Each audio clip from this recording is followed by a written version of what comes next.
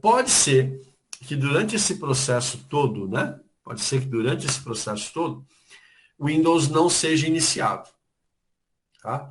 Ou porque o kernel não carregou corretamente, ou porque o boot manager não foi localizado, algum problema pode ter acontecido.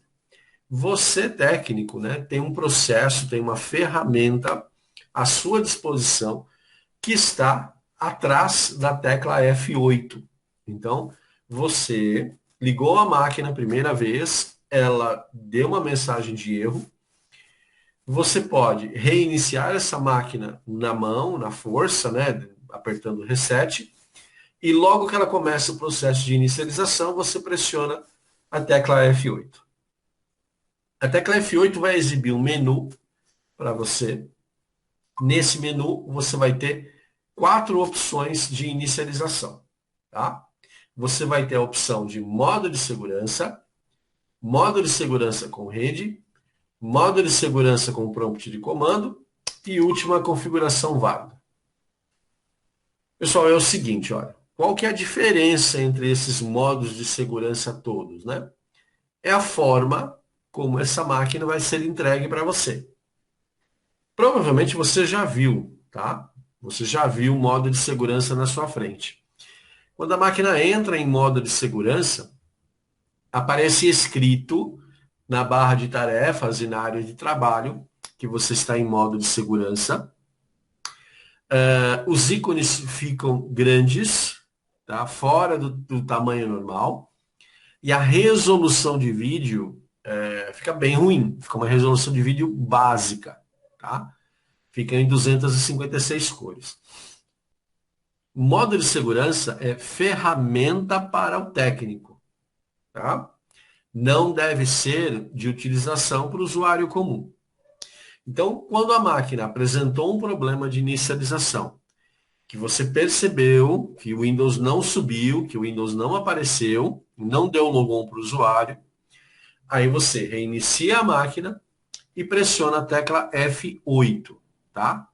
Independente do modelo de máquina, é o F8. E aí você vai ter esse menu. O modo de segurança, o que que é, né? O modo de segurança é uma modalidade de diagnóstico básica, aonde o Windows é iniciado para você, mas ele tem funcionalidades limitadas, tá? Muita coisa não é carregada, então a partir desta diferença com a inicialização normal, a gente já consegue perceber, olha, o modo de segurança está funcionando. No funcionamento normal não está, pode ser um problema de driver de dispositivo. Por quê? Porque quando a gente trabalha em modo de segurança, o driver não é carregado, tá? Então, se a máquina funcionou normal em modo de segurança e depois não funcionou, é porque algum driver pode ser que esteja com problema. Mas o bacana é que você tem aqui uma interface gráfica, o mouse funciona, o painel de controle funciona, todos os recursos do Windows de forma geral funcionam, mas você não tem internet. Tá? Essa questão de não ter internet em modo de segurança é fundamental. Vamos imaginar que esta máquina que trabalha numa empresa, né, usuário que trabalha com a máquina de uma empresa, e essa máquina foi contaminada por um vírus ou por um malware.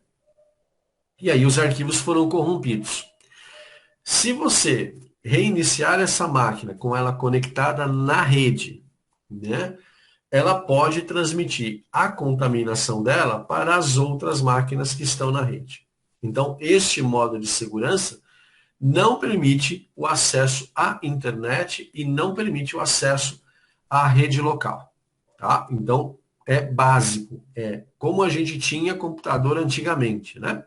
Era um computador em cima da mesa, tá bom? Mas pode ser que você precise, né, de um acesso à rede para, por exemplo, baixar um driver, baixar um programa, baixar uma atualização. Então você tem também a opção de modo de segurança com rede, se você desejar, tá bom? O que que eu aconselho você? Na dúvida, comece com o modo de segurança normal, faça os procedimentos que eu vou ensinar, faça todas as rotinas. tenha certeza que a máquina não tem nenhum problema de contaminação e só a partir daí caminhe para o modo de segurança com rede. Tá? E aí você vai ter acesso ao navegador da internet e vai poder baixar as coisas. Mas, né, esses dois modos, né, o modo 1 e o modo 2, são modos com interface gráfica, ou seja, tem mouse, né, tudo funcionando bonitinho, mas pode ser que o kernel do Windows tenha um problema nos arquivos da interface gráfica. Tá? E aí, nem o modo 1, nem o modo 2 estarão disponíveis. O que você vai ter nas suas mãos é o modo 3, que é um modo de segurança com prompt de comando. É igualzinho aos dois primeiros, porém não tem interface gráfica, é só prompt de comando, tela preta com caracteres brancos, tá? Isso pode ser muito útil, né? Muito útil quando os dispositivos de vídeo não estão disponíveis. Aí você tem o prompt de comando, tá? E tem uma quarta opção, que é a última configuração válida, né? Que é o momento, né, que a máquina guardou a última vez que ela funcionou bem. Só que você tem que ficar muito esperto, porque quando a máquina dá problema, se o usuário ficar reiniciando, essa última configuração válida ela se perdeu, porque a máquina já reiniciou mais do que uma, duas, três vezes, então a última configuração válida dela se perdeu aí no meio do caminho, já está corrompida, não há como reaver, tá? O que é bacana? A máquina está na sua mão, né? Você fez uma instalação, a máquina deu erro. A hora que você já entra na máquina no modo do F8, você já vai para a última configuração válida, porque aí você retorna. Se você perder esse momento, você vai ter que entrar em algum dos modos de segurança. Tá? A gente vai aprender a fazer ponto de restauração, ponto de controle, já agora no capítulo 6, né? Já na semana que vem. Então, toda essa parte de marcação, né, de pontos de funcionalidade, tudo isso a gente vai aprender a partir da semana que vem, tá? Mas nesse momento, você precisa entender que existem ferramentas técnicas para que você tente consertar, né, um problema de inicialização, que é o problema mais grave, tá? Quando falta uma pasta, quando algum programa não funciona, aí é tranquilo de se resolver. Mas quando a máquina não inicializa, a gente tem um problema em potencial, né, algo que está impedindo o uso do equipamento. Então a gente fica realmente com problemas, tá? O que é o registro do Windows, né? Todo usuário tem suas preferências, todo usuário tem seus arquivos, suas pastas. Então o Windows ele cria um arquivo chamado registro, onde todas essas informações estão armazenadas, tá? No capítulo 6 também eu vou mostrar para vocês a composição do registro do Windows, mas todo arquivo ele é formado por chaves, né, como se fossem comandos, e essas chaves começam com essa simbologia, HK. Tá? Todo registro tem chaves, né, key, e aí a gente vai ter toda uma sequência de HQs. Então, quando o usuário coloca uma pasta na área de trabalho, o Windows cria uma HQ para isso. Quando o usuário instala um programa, ele vai fazer isso também. Tá? E toda vez que o usuário, né, se você tiver mais do que um usuário na máquina, toda vez que um usuário fizer logon, o registro dele, do perfil dele, é carregado. Tá? Agora, se você só tem um usuário na sua máquina, o registro é único para todo mundo que for usar. Tá bom? Dentro do registro, a gente também tem as listas, né, de DLL, tá? Que são aqueles arquivinhos que eu comentei com vocês, que são de uso fundamental, né, para o Windows, que na verdade faz aquele casamento, né, entre o programa, o software e o hardware da sua máquina. Impressora usa muito DLL, editor de texto, placa gráfica, todo mundo se aproveita desse recurso, porque são programas pequenininhos, tá? São arquivos pequenininhos e que fazem todo esse sincronismo, né, de hardware e software. O Windows, ele tem uma ideia tão clara de que DLL é uma engrenagem, né? Que o íconezinho da DLL é uma engrenagem, tá? Então o Windows já associa essa ideia visual à engrenagem, ao casamento de sistemas diferentes. Quando você instala a máquina, na instalação é carregado para você um registro limpo, tá? O registro fica limpinho. E aí a máquina inicia super rápido. Ao longo do tempo, conforme você for instalando coisas, né, com pastas, com arquivos, o registro vai ficando maior e aí a inicialização da máquina vai ficando mais lenta, porque esse arquivo de registro precisa ser executado na sua totalidade. A gente tem ferramentas para limpeza de registro, a mais famosa e gratuita e paga também, né? Ele tem as duas versões. É o CCleaner, tá bom? É o mais famoso. Passou por uma fase ruim, agora está melhorando, está retomando a sua essência e a sua funcionalidade. Então, é bem bacana, bem tranquilo para poder ser utilizado, né? É gratuito, né? Tem a versão free que você pode baixar. Mas o Windows por si só tenta organizar essa bagunça aqui, entre aspas, das DLLs. O problema, gente, é que tem aquele usuário que instala e desinstala com uma facilidade enorme, né? E aí vai juntando lixo, né, de DLL não mais utilizada dentro do registro e a máquina acaba ficando potencialmente mais lenta, tá? A história da DLL é mais ou menos a seguinte: toda vez que você instala um programa na sua máquina, junto com ele vem uma biblioteca, uma coleção de DLLs, e essa biblioteca, né, de DLLs é carregada no registro. O que seria normal e aceitável, né? Quando você desinstala esse programa, ele deveria remover essa biblioteca de DLLs. Mas isso, infelizmente, não acontece, né? Tem programa que deixa muito lixo para trás, tá? E aí essas DLLs ficam inúteis, ficam apenas ocupando espaço. Então, por isso, é necessário se fazer uma limpeza de registro ao longo do tempo. Tá? Mas nos próximos capítulos eu vou mostrar direitinho para vocês onde é que está o registro. Por curiosidade, né, se alguém tiver na sua máquina aí o Windows, para achar esse arquivo, é só ir lá no campinho de pesquisa, né? E digitar regedit, R-E-G-E-D-I-T de tatu, tá? Regedit, enter. Como é um programa que mexe nas configurações do Windows, ele vai pedir autorização do administrador. Aí é só você dar sim que ele vai abrir, desde que você seja o administrador, ok? O Windows permite, né, que você instale outras versões do Windows, tá bom? Então você pode ter na mesma máquina o Windows 7, o Windows 8 e o Windows 10. Um Windows só que vai funcionar por vez, tá? Um só que vai funcionar por vez. Mas você pode ter os três instalados na sua máquina.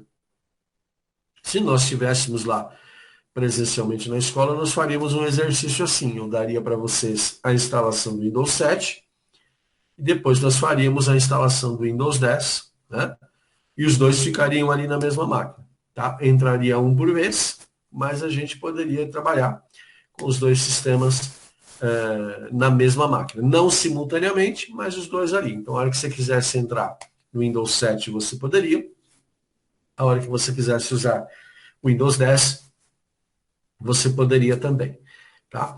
O Windows tem uma ferramenta, né, que é o utilitário de gerenciamento de disco, onde a gente consegue verificar o status do disco rígido, se ele tem problema, se não tem, mexer nas partições, né, aumentar, dividir, diminuir, mudar a letra da unidade, né, dá para mudar a letra da unidade. Você pode criar partições novas e chamar de unidade X, chamar de unidade Z, dá o nome que você quiser, tá bom? Esse utilitário de gerenciamento de disco a gente vai usar bastante também. As partições, que a gente já falou muito sobre elas, né? Elas são aquelas divisões lógicas, né? As gavetinhas dentro do armário. Então, quando você tem um armário grandão lá na cozinha ou no quarto, né? Não adianta ter aquele espaço todo à disposição se você não tiver como organizar. Então, aí você cria as gavetinhas, que são as partições, e junto com as partições vem o sistema de gerenciamento de arquivos, o sistema de alocação de arquivos, na verdade, né? Que é o NTFS, o FAT, FAT estendido e tudo mais. Como a gente pode criar partições novas, e podemos dar nomes a elas, a gente pode mapear essas unidades. Isso aqui funciona muito bem para ambientes de rede, tá? E a gente vai fazer exercício, mesmo aqui, né, em tempos de distanciamento, eu consigo fazer esse exercício com vocês de mapeamento de unidade. Você pode ter a máquina de alguém do departamento com uma partição que foi criada especificamente para isso, como, por exemplo, o nome X, tá? Ou Z. E aí a gente faz um mapeamento dessa unidade para todas as outras máquinas. Então, todas as outras máquinas vão ganhar um acesso à unidade Z, que na verdade está numa partição de alguém, né, daquele departamento. Tá bom? Isso pode ser feito. E o mapeamento também é feito pelo gerenciamento de disco. Tá? O sistema operacional ele é capaz, né, de trabalhar com diretórios, arquivos e pastas. Tá? Se por acaso, né, o seu disco rígido perder a estrutura dos diretórios, ou seja, se isso for corrompido por uma falha no disco ou por uma contaminação, você vai ter que fazer uma instalação nova. A estrutura dos diretórios é fundamental para o funcionamento do disco, tá bom? E essa estrutura, ela é construída em cima da partição que você criou, tá bom? Todo aquele status de criação que eu mostrei para vocês lá na gravação, né, da instalação do Windows 7, todo aquele processo é a base, é o alicerce para receber os diretórios. A gente tem um termo técnico para isso, né? Montar um disco rígido antes de usar. Montar o disco rígido é criar as partições, tá bom? Quem é mais antigo, né? No meu caso, sim, quem é mais antigo, a gente tinha dois comandos para fazer isso, tá? O fdisk e o format, tá bom?